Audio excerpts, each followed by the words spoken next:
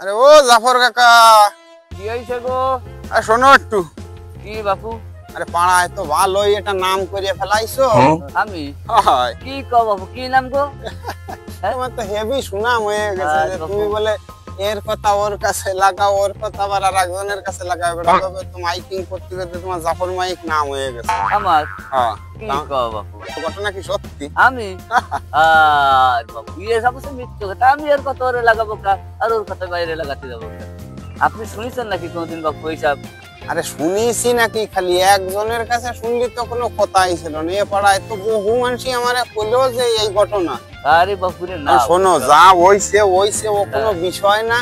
এখন তুমি যদি আমার একটা কথা দাও তাহলে আমি তোমার একটা সুন্দর গিফট দিতে পারি। কি গো, কি কথা বাপু কও?